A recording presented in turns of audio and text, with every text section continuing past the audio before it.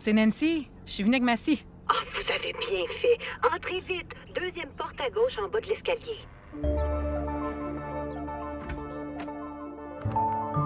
Voyante de l'archéologie, le balado présenté par Archéo-Québec.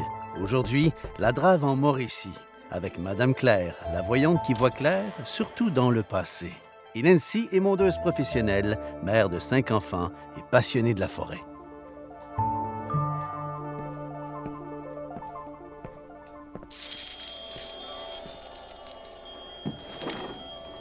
Nancy, je suis vraiment contente de vous voir.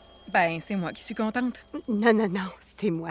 J'ai un arbre à émonder devant la maison. Vous pourriez peut-être... Mais je suis pas venue pour travailler. Je voulais vous demander... Ah oui, c'est vrai. Quel objet vous aimeriez faire parler? Eh ben, Massy. Ah ben oui, votre scie. Nancy, bien sûr. Oh, wow, c'est lourd. Et ça, là, c'est quoi? Attention, c'est pour la démarrer. Faut surtout pas tirer dessus. Elle parle pas, votre fille, elle hurle! Qu'est-ce que vous voulez que je vous dise? Je pensais que vous alliez me raconter les forêts de Mauricie. Pas besoin de crier. Je ne connais pas, votre ami Maurice. J'aurais voulu que vous me parliez des forêts de Mauricie. Ah, ben oui, la Mauricie. Il suffisait de le dire. Attendez que je me concentre.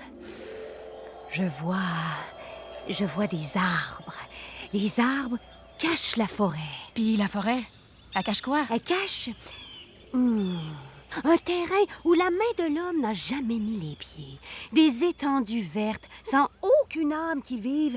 Des milliards d'arbres millénaires. Madame Claire. Ah, ça, Nancy, c'est la voix de l'archéologie qui a quelque chose à dire. Et qu'est-ce qu'elle peut bien raconter? C'est la voix qui me rappelle qu'on ne fouille pas dans le passé sans savoir ce qu'est l'archéologie. Madame Claire, vous vous emportez.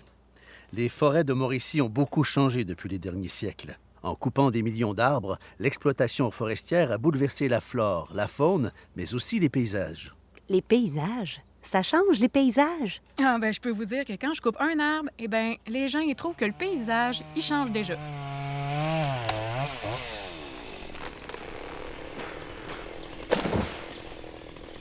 La Mauricie a une histoire riche liée à l'exploitation de la forêt. Les magnifiques paysages n'ont pas toujours été ce qu'ils sont. Les archéologues ont recensé et relevé de nombreuses installations associées à l'industrie forestière, dont des barrages et des écluses, qui ont changé la configuration des lacs et des cours d'eau. Ça date de l'époque de la Drave. Je connaissais les braves et puis aussi l'expression « c'est grave », mais la drave... La drave, c'est le terme qu'on utilisait autrefois pour parler du transport du bois par flottage. Les bûcherons étaient chargés de couper le bois et les draveurs, c'étaient les hommes qui guidaient les billots sur les rivières pour les mener aux usines et aux ports situés en aval.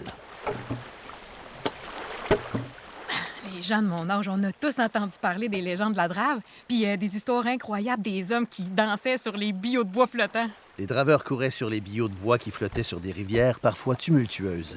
Il n'était pas rare qu'ils tombent à l'eau. J'ai vu des films de l'ONF. Les draveurs ont l'air tout petits au milieu de milliers de troncs d'arbres qui flottent puis qui s'empilent des fois comme des barrages de castors. Véritables équilibristes, les draveurs dirigeaient à l'aide d'une grande perche d'immenses troncs d'arbres emportés par les flots. Mais quand les troncs formaient un embâcle qui bloquait le passage, ils devaient utiliser au péril de leur vie de la dynamite. Et alors, les billots sautaient dans tous les sens. Il n'y avait pas intérêt à rester en dessous. Ça ne fait pas si longtemps que les activités de drave ont cessé au Québec. C'est en 1995 que les derniers billots ont descendu la rivière Saint-Maurice. 1995. Il y a même pas 30 ans. On a dû interdire l'activité à cause de la pollution des eaux que le flottage de milliers de billots de bois pouvait provoquer. Il devait plus rester beaucoup de place pour les poissons ou le pédalo avec tout ce bois. Mais ça vient d'où, la Drave? Avant l'arrivée des Européens, la Mauricie était le territoire des Algonquins, qui se concentraient sur la rive nord du fleuve Saint-Laurent. Les Atikamekw, quant à eux, occupaient l'intérieur des terres vers le nord, dans la forêt mauricienne. À partir de 1634, à la fondation de Trois-Rivières, les Européens ont commencé à coloniser la région fertile le long du Saint-Laurent. Au début, les colons ne s'enfonçaient pas beaucoup dans le bois, sauf pour échanger des fourrures. La Drave n'existait pas encore? Il faut attendre plus de 2 siècles, dans les années 1850, pour que la Drave voie le jour dans la région. Les premières concessions dans le parc de la Mauricie dateraient de 1852. Les archéologues ont pu dater précisément certains barrages. Et c'est qui a gagné le concours du barrage le plus vieux? On a trouvé dans le lac Wapizagonk un gros barrage, immergé, pour permettre le rehaussement du lac, dont une des pièces daterait de 1827. Mais comment est-ce qu'on fait pour donner l'âge d'un barrage? On demande à Madame Claire. Et Madame Claire se concentre. Il existe un système qui s'appelle la dendrochronologie. Bon, j'ai jamais aimé le dentiste, là, alors les histoires de dendrododologie, là. Ça ne fait pas mal, Madame Claire. La dendrochronologie est une méthode de datation qui étudie les anneaux de croissance des troncs d'arbres à partir d'échantillons de bois. On peut généralement découvrir exactement l'année d'abattage de l'arbre. Il n'y aurait pas un moyen plus simple? À part la datation par le bois, il existe d'autres indices plus faciles à comprendre pour dater les structures. C'est le cas de la manière dont on assemblait les structures. Les plus anciennes étaient fixées avec des tenons et des mortaises, et le bois était équarri à la hache. Équarri. Je pensais que c'était une sorte de cocktail cubain. Vous voulez dire daiquiri. Mais c'est ça, daiquiri à la hache. Mais revenons, si vous le voulez bien, à l'exploitation forestière. Le bois, c'est important au Québec. Je sais de quoi je parle. C'est ce qui me permet de nourrir mes 5 enfants. Mais là, ça mange pas de bois, les enfants. Je voulais dire que le bois, c'est ma job. Au Canada, on a commencé à couper des arbres de manière industrielle à partir de 1765. La construction de bateaux demandait beaucoup de bois. La Marine royale britannique a commencé à se fournir en bois pour ses navires en achetant des troncs qui provenaient de la rivière Miramichi, au Nouveau-Brunswick. Il s'agissait de beaux grands troncs de 30 mètres de longueur et d'1 mètre de diamètre. Ça, Madame Claire, ce sont les plus beaux, mais les plus difficiles à couper. Surtout quand on n'a pas une belle chainsaw comme la mienne. J'y toucherai plus, promis.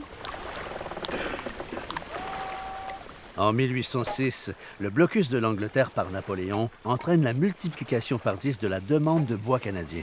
Oh, wow! Ça, c'est tout bon pour le bûcheron. Il devait pas manquer de job. La coupe, la transformation et le transport du bois vers l'Europe bouleversent la vie économique du Canada. On explore les forêts, on crée des villages, on ouvre de nouvelles routes, on construit des usines et des activités portuaires se développent à toute vitesse. Dans les forêts, la main-d'œuvre issue de l'immigration abonde. Et la drave? J'y viens, Madame Claire, j'y viens. Comme la demande en bois ne cesse d'augmenter, il faut aller le chercher de plus en plus loin. On a coupé tout ce qui se trouvait autour des berges du Saint-Laurent. On va donc aller chercher du bois dans les terres. Mais pour le ramener vers les ports, il faut le transporter à une époque où il n'y avait ni train ni camion. Alors, quoi de mieux que de le laisser porter par l'eau? Ouais, mais il n'y a pas de rivière partout. Et les rivières ne sont pas toutes grosses comme le Saint-Laurent. Ou la Saint-Maurice. Vous avez raison. Pendant des décennies, le flottage du bois ou la drave était la seule façon de transporter des grandes quantités de bois. Pour faciliter la drave, il fallait augmenter le niveau d'eau des lacs et élargir les rivières. On a commencé à construire des barrages, des écluses, des digues et des glissoires. Ce sont ces structures que les archéologues ont découvertes dans le parc de la Mauricie. Pour étudier des structures qui sont parfois encore immergées sous l'eau ou envahies par la végétation, les archéologues n'ont pas suivi un programme traditionnel de recherche. Ils ont dû plutôt s'arrimer au programme de restauration écologique du parc de la Mauricie. Rassurez-moi, on va pas transformer le parc en restaurant. Je pense qu'il voulait dire qu'il allait le remettre comme il était à l'origine. C'est bien ça. Je vous l'ai dit, la drave a beaucoup affecté le paysage de la région de Trois-Rivières et de la Mauricie. À partir des années 90, on décide de faire des opérations de dédrave, c'est-à-dire remettre les niveaux d'eau d'origine en enlevant des milliers de billots de bois qui se trouvent dans le fond de l'eau, la démolition des structures liées à la drave et le repeuplement des lacs avec l'ombre de fontaines. Quand on se promène dans le bois, ça se voit pas pantoute. On a l'impression d'être dans une forêt millénaire. En retrouvant des berges qui avaient été immergées pendant plus de 150 ans, les archéologues ont découvert des tas de traces du passé, dont les barrages et les écluses qui avaient à l'époque bouleversé l'écosystème. Puis, qu'est-ce qu'on a découvert? La synthèse des recherches n'a pas encore été faite. Pour l'instant, une quarantaine de structures, surtout des barrages, des digues et des écluses, ont été répertoriées. Il en reste encore des dizaines à étudier. Elles sont souvent loin, il faut s'enfoncer dans la forêt, les conditions sont dures, les archéologues doivent y aller en 4 roues ou en canot. Il faut faire du portage. Et il y a encore des vestiges de camps de bûcherons ou de baraques des draveurs à découvrir. Quelle vie fascinante ça devait être à l'époque. En tout cas, la prochaine fois que je vais aller faire de la randonnée dans le parc de la Mauricie, je regarderai plus les lacs de la même manière. En attendant, si vous aviez un peu de temps pour mon arbre... Une production d'Archéo Québec, réalisée grâce au soutien financier du ministère de la Culture et des Communications du Québec. Réalisation, Valie Fugulin et son équipe.